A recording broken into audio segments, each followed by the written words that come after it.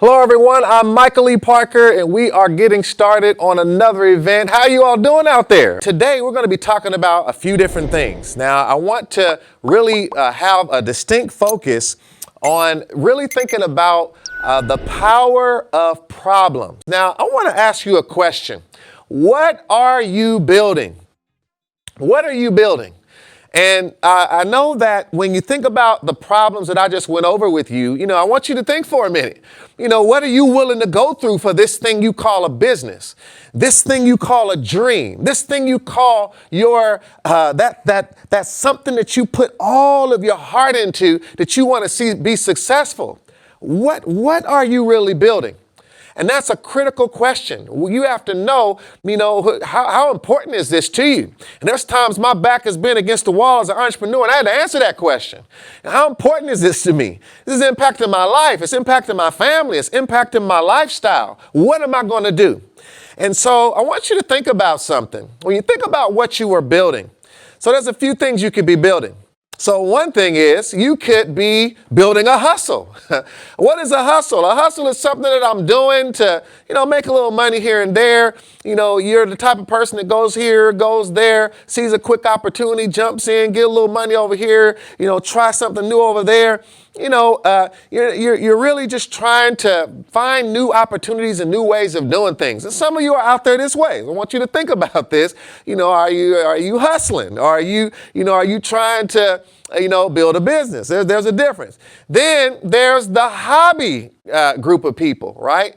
These are people that, it's something that they're passionate about. They like what they're doing. And because of that, they're able to keep going to a certain point because it's something they enjoy, okay? Now, there's nothing wrong with that. Nothing wrong with people out there hustling to make, money here and there. No, nothing wrong with hobbies that we're passionate about. But see, when you're really building a strong business, you are actually trying to build a home. And what do I mean by that? Something that you can live in. Something that can actually take care of you, right? A home is a place you can live. A home is something that's consistent, right? And so you have to think about with your business. Are you building a hustle, a hobby, or a home? This is what I want you to think about as we talk here tonight, because you have to begin, when you say this won't break me and you're trying to push and fight, some people will say, well, this is just a hobby. I don't want to push further than it. Well, this is just a hustle. I just want to make a little bit more. But see, when you really think about building a business, something sustainable, it's a different frame of mind. Now, I want you to consider this statement. The difference between a business and a hobby is how you deal with problems. Because if you have a hustle or a hobby and the problem gets to a certain level, you're not willing to do what's necessary to go further to solve that problem because that's not why you got into this, right? When the problem gets greater, someone has a lemonade stand. It's kind of like a hobby. And, you say, well, hey, you didn't make as many sales this week as you did last week. I say, well, it doesn't really matter. I'm selling lemonade and I love it. And I love when people tell me they like my lemonade, right? Nothing wrong with that. But there's a difference. That's a problem. But to that person, it doesn't really feel like a problem. So things that should be a problem to a hustle and a hobby type of mindset, sometimes it's not really seen as a problem. But when you're really trying to build a business, if you really want to build something that's going to take care of you and your family, you have to think differently about how you approach problems. Very, very critical to move forward. All right. I want to talk about something that's really important. We're talking about the power of problems, and I want you to understand you have to qualify to have a problem. I want to let that sink in a little bit. So a lot of us think we have a problem, but really we have chaos. And any of you that have heard me talk, you've heard me speak about this and how chaos is really when there's things that are not going the way you want it, but there's no standard to really qualify it as a problem. And I'm going to explain more about that later.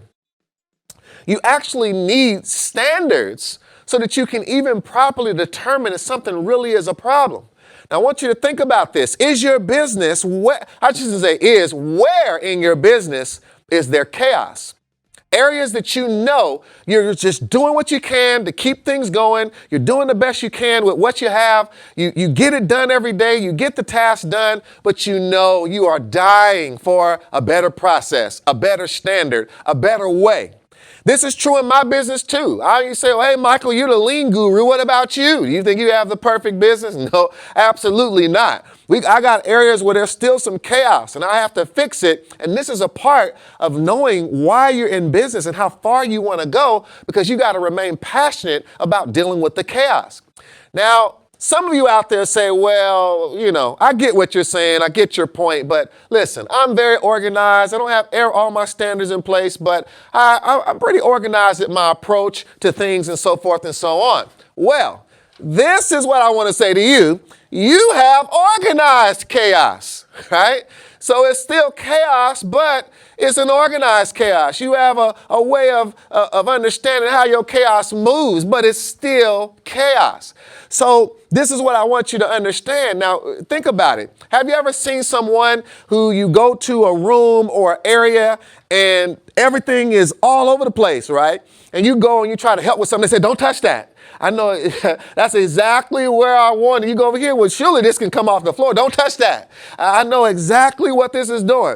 Now, to everybody else, nobody else can do anything in that room, but they are comfortable in that room, unfortunately. And so you can be in your business that way. A business has to be able to grow. A business has to be able to evolve. A business has to be able to move and adapt and allow other people in, that business can begin to harness the power of people to begin to grow and flourish. You cannot do that in a chaotic environment. And this is why this is so important.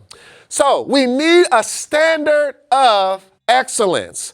A standard of excellence. So as you can see that on the screen, a standard of excellence is so crucial. We have to have a standard of excellence. We've got to know how things are supposed to be done. We need that in processes. We know how things what happens first, what goes where, how do things move. This is very important before you can even have a problem. You got to have this in place.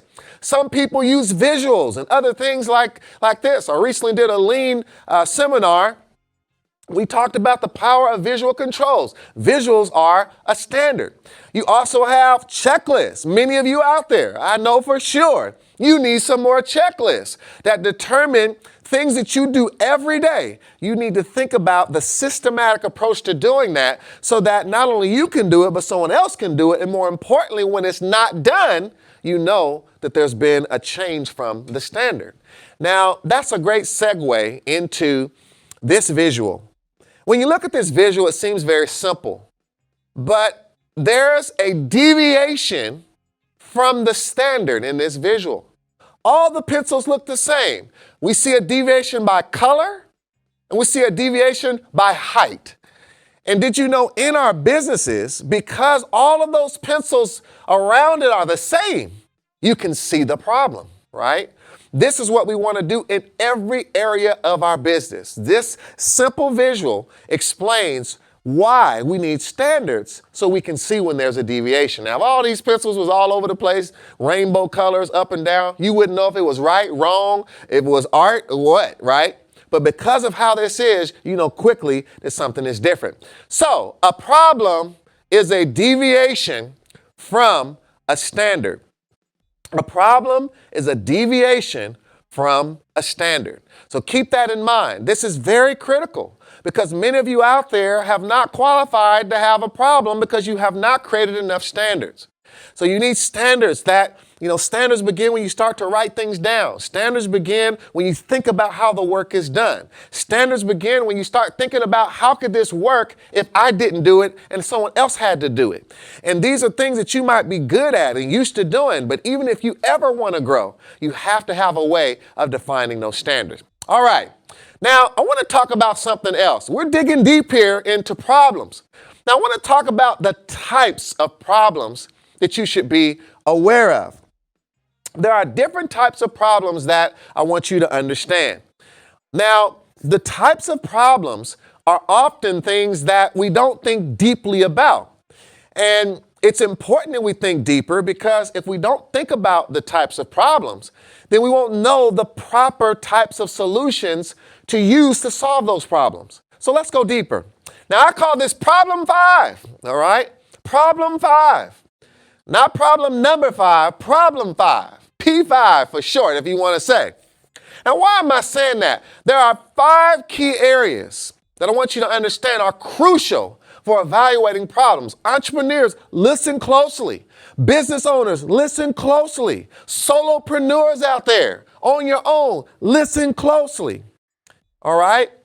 There are 5 key areas, and we must understand them. One of them is people, right? People problems.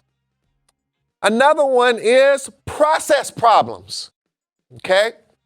Another one is policy problems. Another one is performance problems. And another one is profit problems, okay? Now, I want to talk about these a little bit. You know, I got to get over here to I got me a whiteboard here with me. So I'm going to talk a little bit here on the whiteboard and talk about problem 5 a little bit. And so when we think about that, I don't know, let me see what camera I'm on here. Am I? Okay, so hopefully y'all can see me. I'm not looking away from you. If I am, don't mean to be rude, but I want to make sure that when you think about problem 5, now we talked about several elements, right? So we talked about people, okay? Now, when we're dealing with people, there's a lot of different elements of how problems can enter in. You want to be aware of this, okay? So when we think about people, we have to evaluate attitude, right? Personalities get involved. The ability to create team, right? And all of this surrounding people, the main core thing that I have found in my experience that is most crucial when you're trying to solve people problems, a lot of times it comes down to this one thing: communication. Okay? So I want you to keep this in mind. If you're having people problems and you say, well, I'm a one-person show, well, you still can have people problems. You can have people problems in how you interact with vendors, how you interact with other partners, people not wanting to work with you, right? People that are not willing to do things for you that they would do for other entrepreneurs. And you don't even know about it because they're keeping you in a particular box. So communication is crucial for dealing with people-oriented problems. And don't isolate people to people in your business. It's dealing with people, right? In any way to support the business. Now, another one is we deal with process. Now, when we think about process problems, and a lot of times we're thinking that there's a way that things need to happen, right? There's things that we must do in an order, and there's things that we're doing to try to get something done. Now, when you consider that, the key things that always come up with dealing with process is things related to time and things related to sequence. How long does it take to do something? And what sequence do you do certain things in? So what do I do first? And is this the best sequence for the process? And you'll start to explore sometime there's a better way of doing this. And then you're looking at time. How long does it take and why? Time is an indicator of where problems are in a process, as well as looking at the sequence of things as well. Now, when we deal with policy, okay?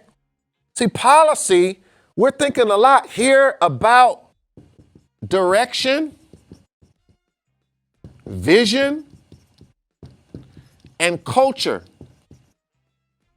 The reason is because policy problems are directly related to laws, right? Rules.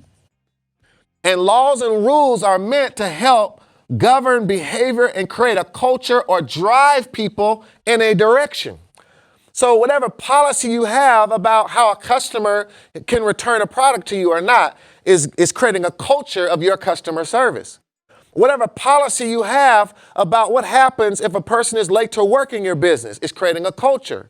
The policies you have of how to respond to a complaint of a customer, or how much decision authority does someone have to make a customer happy. All of those things are related. The policies you have about distinct things that you want your business to always do, right? Certain things that you want to create as cultural rituals in your business that help to govern behavior. This is critical when we're trying to solve policy type of problems. When we're thinking about performance, this is why we need to know this, because all of these are different in terms of the approach you use. And we're thinking about performance. Here, we think a lot about trends, right? So something might happen, right? There's all kinds of things that are happening, but I want to look at the trends, right? So whatever I'm measuring, I'm looking at, hey, I notice a trend here, right? That at certain times of year, this trends down, or certain times of year, this trends up. How is my business performing? Not just money, right? Performing in different aspects of the business. We have to consider overall, how are things moving when we think about performance? So performance problems, we're thinking a lot about trends. Very, very critical. Now, last but not least, there's the big P, profit, right? And we know that profit has to do with money. But when we're thinking about profit problems, a big thing that I want to bring to your attention that is so important is cash flow. So there's cash, right? There's making money, and we know that profit is revenue minus cost equals profit. But when you're thinking about profit problems, the biggest issue to profit, the biggest issue to making money is going to always come back to this word, cash flow. How much money is coming in and how much money is going out. And this is where a business is going to either turn into something that is really a home versus a hustle and a hobby. A hustle and a hobby might bring cash, but a business is built to create cash flow. So that now this is a system of generating cash continuously because you've put something in place that is continually causing cash to move through the business. So this is what we're talking about. Now, this is what we're talking about with the problem 5 is we want to keep these in mind. So make sure you keep this in mind when you're thinking about problems that you're dealing with. This is the problem 5 that we have to be aware of. Think about where in your business are you dealing with people, and what type of problems need a better standard for how you're going to deal with those people. And sometimes the standard is training. Where is processes involved in your business? What types of problems are happening in that specific process? Do you know where those are? And where might you need a standard? Or if you have a standard, where is it not being met? Policies, same thing. Where are you trying to go? What culture do you want? The same thing with performance. Are you measuring things? What gets measured gets done. So if you're not measuring things, don't expect the performance to get better. When you measure, you can see trends. And then profit, make sure you're thinking about the flow of cash, not just making cash. Very, very different. Now, something that I want to make sure you really get though, okay? So we talked about problems on a lot of different deep levels. But I want you to understand something, right, about the beauty of a problem. So this is an interesting statement, but problems open doors. Problems open doors. And strangely enough, if you really are an entrepreneur or a business owner, or even a business professional leader, I want to look at them in the eye when I say this. If you really are that, you should be so blessed to have a problem. You say, well, how do I say that? It's because problems do some beautiful things that I want you to understand. And I've learned this throughout my journey. Let's walk through this. So, problems create ingenuity. Problems make you think creatively, think outside the box, okay? Problems reveal reality. Sometimes you say, well, there's a problem. I don't have enough money to buy this. Well, you just found out the truth about your business. There are times that I had to realize that I still have my goal in mind, but I had to adjust to the reality of my situation to keep going in business. And the quicker you understand reality is the quicker you can get to a real solution that really will take the business to the next step versus going in a circle dreaming. Problems help you see reality. Problems challenge what you've built. So you might think you have a strong product. You might think you have a strong team. You might think you have a good strategy. You might think you have something that will last. But problems come along and they challenge, they little hammer comes and knocks on that building a little bit and see, is this product as strong as it should be? Is it going to stand the test, right? This is what problems begin to expose. And either you have to adjust and reinvent and adapt, or you don't recognize that that problem is coming to challenge what you've built to determine, do you need to build it better, right? Do you just need to make a little quick patchwork, or is there a whole adjustment you need to make? This is what you begin to find out. Problems are the voice of new products. Let me let that sink in for a minute. This is crucial. Make sure you get what I just said. Problems are the voice of new products. New products for you. New products that you can make money on. I'll talk more about that in just a second.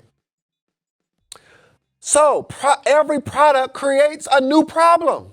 And that's awesome. I'm going to explain why here in just a minute. So in essence, complaints establish the path to excellence for your business. Every complaint that is made is really creating the pathway. It's directly telling you what you need to do to go to the next level in your business. So I want you to understand that. Directly related. All right. So I say I have a couple questions coming in. I'm going to pause for that in just a second, but I want to keep this line of thought for you. Let's come back over here to the whiteboard for a minute. And I want you to notice something here. So this is you, right? And you have your idea. It's kind of like my little light bulb here. And you put that idea into some sort of product. I don't care if that product is a service, if it's online, if it's brick and mortar, whatever it is, it doesn't matter. This represents that. When this product then gets into the hand of the customer, right? This is when the customer begins to determine what they like and what they dislike. So, when Steve Jobs released the iPhone, he noticed right away that one of the challenges was how do you listen to it if you say you can have 1,000 songs in your pocket and all of this wrapped into one device, but now, I used to have my headsets for my Walkman, so what? You start packaging something where when you get this deal, you get the phone and these nice headsets, and he created custom headsets for the iPhone. Because why? When he gave that new product, it created things that people disliked or a new problem. And because he listened to that, this problem helped create a new product. And this is how we need to start looking at things. Whatever you do, whatever your service is, you give a service to a client, you give a product to someone, whatever it is, think deeper about the things that the customer doesn't like about your product. Don't cover it up. Don't hide it. Think about it, because that's your next product. That's your next service. That's what you need to add. That's what you need to do next. That's the new opportunity. So when you create that product and say, I like this, but it's just when I get home, I don't know what to do. Here's an instructional manual. Here's a kit that you can use to buy when you go home. It tells you exactly what to do. Here, when I do this, I just don't know. I don't quite understand. I see how you do it, but when I get home, I don't know how to do it like you. Here's a new video. I'm going to create a little place for you to go and watch how I do it. So every time you do it, here's an instruction from me, and you create more value with it. So this is, again, what you start learning how to do. So you have to understand that problems and see these dislikes and complaints, this is also communicating to you what excellence looks like, right? They're telling you, the customer is telling you by the problems that they have, the complaints that they have, is what excellence looks like in their eyes. And this is the only eye that matters, is the eye of the customer. So I want you to keep this in mind and how critical this is. So the last thing I want to talk to you about is, and this is a whole nother area, but I want you to understand that it's critical to solve problems. To solve problems. Now, the last thing I want to talk about this with regard to solving problems, I'll come back here to my whiteboard here a little bit.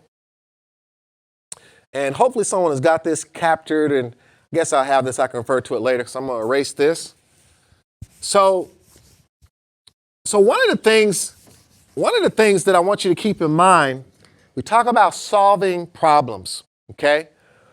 So a few things that I want you to know, a few secrets. We're not going to go deep tonight, but just giving you some key things. Some of you may have heard about 5 why. This is one good way of understanding how to solve problems in your business. So we start with a clear problem, right? I'm not going to give you the full training here today, but there's a way to have a problem defined properly, having a problem statement. And then you learn how to ask why, right? And you ask the question the right way. So if there was water in here and people kept falling, the problem would be, the standard is people should be able to walk. The problem, the deviation is people are falling. So that's my problem statement. The why is, why did you fall? Because there's water on the ground, right? So that would be my first why, water on the ground. Then I would ask why again. And I would find out, that there's something that's been dripping from the ceiling, right? And I would just continue this process. And what is this doing? When we think about this, asking why, we ask the right question in the right way to a specific problem statement. And it allows us, if we're thinking as, like a plant here that is growing, and it's going down into the soil, and it begins to take root. This is how problems are as well. And this is what we call root cause analysis. We want to always get to the root of the situation. That's why we're asking why. So make sure in your business you're not getting stuck, not asking why. Why am I having a problem with this? Why does this keep taking place?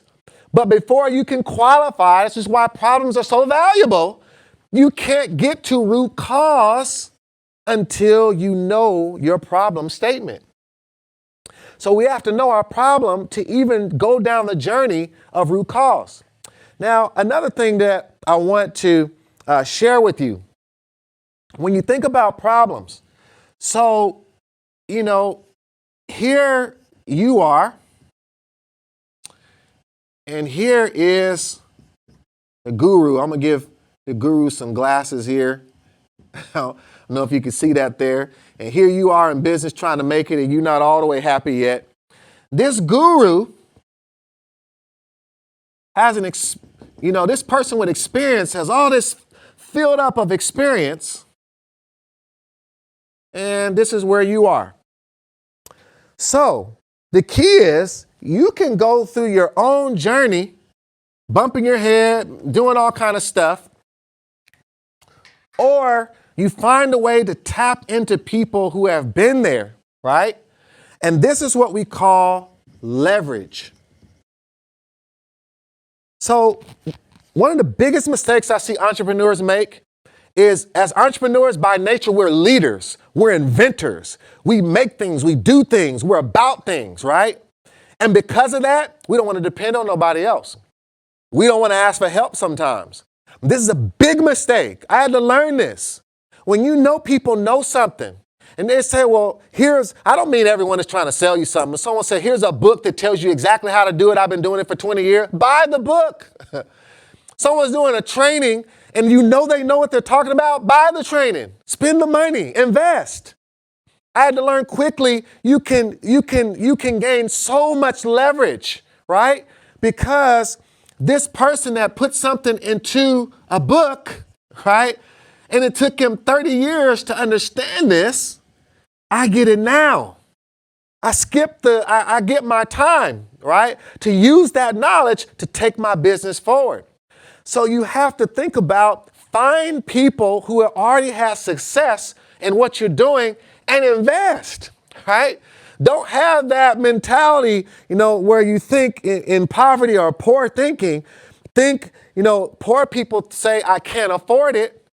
A rich mind says, how can I afford it?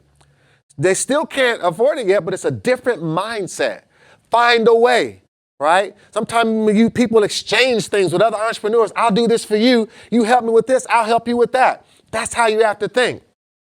So we want to do that. And I'll leave you with this story of, I believe it was Picasso.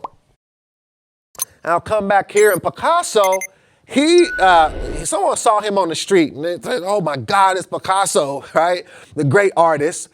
And he said, hey, please, will you draw me something? Will you draw me something? And so Picasso said, I'm busy. He said, no, please.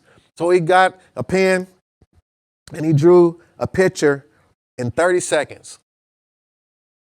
Person said, oh, thank you so much. Picasso said, that'll be $1 million. He said, excuse me, $1 million? Picasso said, it took me 30 years to do that in 30 seconds. It's a powerful statement that I want you to get out of that. And so when you find people that have experience, value it, because it'll save you time. It'll save you heartache. It'll save you money. It's the best thing you could ever do.